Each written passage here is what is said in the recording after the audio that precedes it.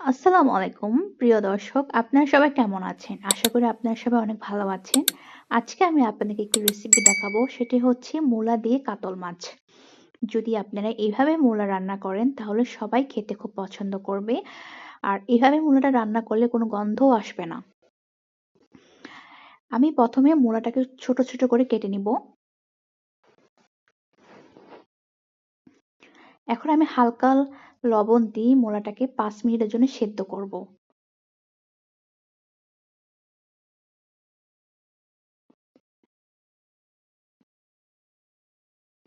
আমার মূলাটা সিদ্ধ হয়ে গিয়েছে। আমি এখানে বেশি সিদ্ধ করব না, হালকা সিদ্ধ করব।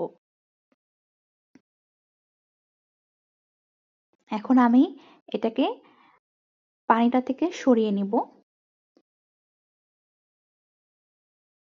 এর ফাঁকে আমি আমার কাতল মাছগুলোকে সুন্দর করে ভাজি করে নিব। আর এখানে আমি হালকা লবণ, হালকা মরিচের গুঁড়ো, হালকা হলুদের গুঁড়ো ইউজ করেছি। দেখেন আমার কাতল মাছ খুব সুন্দর করে ভাজি হয়ে গিয়েছে।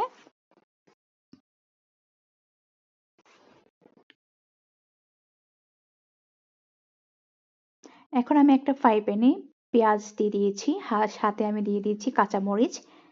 কাঁচামরিচ এখানে আমি 4-5 ইউজ করেছি স্বাদ অনুযায়ী, আপনারা চাইলে বেশি ইউজ করতে পারেন।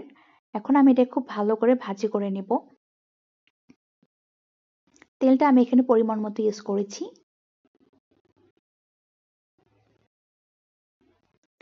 দেখেন আমার পেঁয়াজটা ব্রাউন কালার হয়ে গিয়েছে। এখন আমি এখানে মশলাটা ঢেলে দিয়েছি। আমি এখানে হলুদের গুঁড়ো, মরিচের গুঁড়ো, জিরার গুঁড়ো, ধনিয়ার গুঁড়ো পরিমাণ মতো নিয়েছি। এখন আমি এটাকে একটু পানি দিয়ে ভালো করে কষিয়ে নিব মশলাটাকে।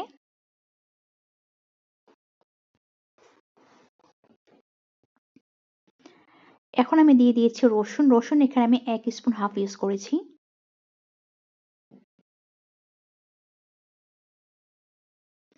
আমার মশলাটা কষানো হয়ে গিয়েছে। এখন আমি দিয়ে দিব মূলা। এখন আমি মশলাটার সাথে ভালো করে মূলাটাকে মিক্স করে নিব।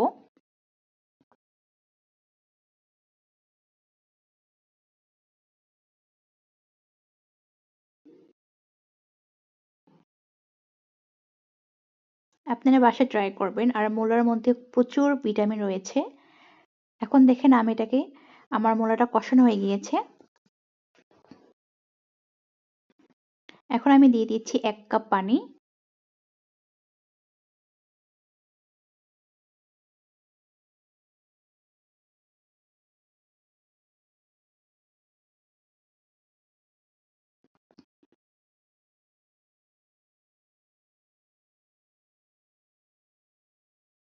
এখন আমি দিয়ে দিব ভাজি মাছগুলো।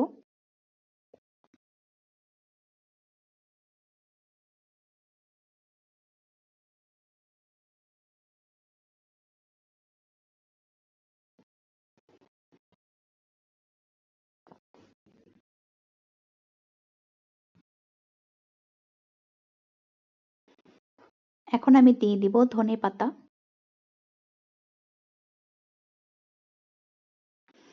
আমার ভিডিওটি ভালো লাগলে আপনারা লাইক, শেয়ার, কমেন্ট করবেন। আর আপনারা বাসায় এভাবে মাস্ট ট্রাই করে দেখবেন। খুবই খুবই মজার একটু রেসিপি।